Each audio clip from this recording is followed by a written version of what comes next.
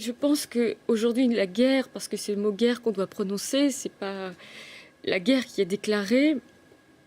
Je ne suis pas convaincue que les mesures ou les dispositifs législatifs qui sont aujourd'hui à notre disposition soient suffisants. Voilà.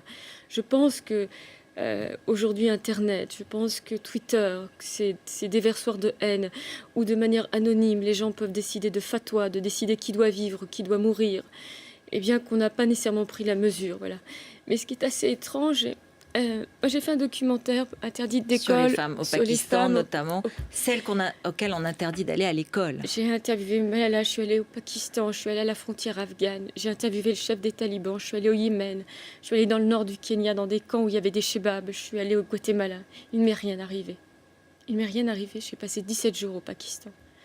Il ne m'est rien arrivé. Et aujourd'hui en France, nous qui donnons des leçons à tout le monde, eh bien, mon compagnon est mort, assassiné parce qu'il dessinait dans un journal.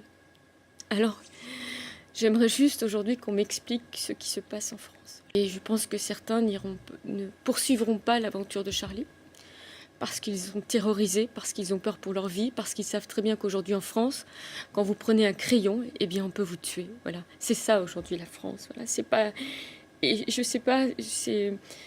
Il faut arrêter d'être langue de bois. Il faut arrêter de dire. Aujourd'hui, il y a des policiers, il y a des innocents dans la rue qui sont morts et des gens qui dessinaient, qui ont été assassinés en France.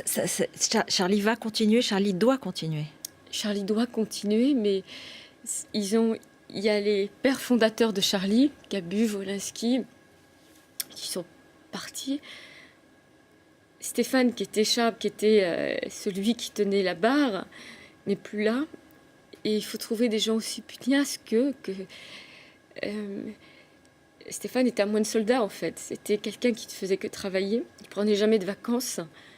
Et j'espère, parce que si jamais, je le dis bien, Charlie disparaissait demain, on assassinerait une deuxième fois Stéphane, on assassinerait une deuxième fois Cabu, on assassinerait une deuxième fois Ski, on assassinerait Tignous. Je suis Charlie, disent de très nombreux Français, de très nombreux Européens, des Américains, des gens dans le monde entier aujourd'hui. C'est une forme de victoire qu'on espère. Non. Non, parce qu'il est mort. Bien sûr. Non. Bien sûr. Absolument pas. C'est absolument pas une victoire. C'est une défaite, c'est une tragédie pour notre pays. Et je refuse de me réjouir à l'idée que des gens manifestent dans la rue parce qu'ils ont arraché l'être cher qui m'accompagnait dans ma vie. Donc non.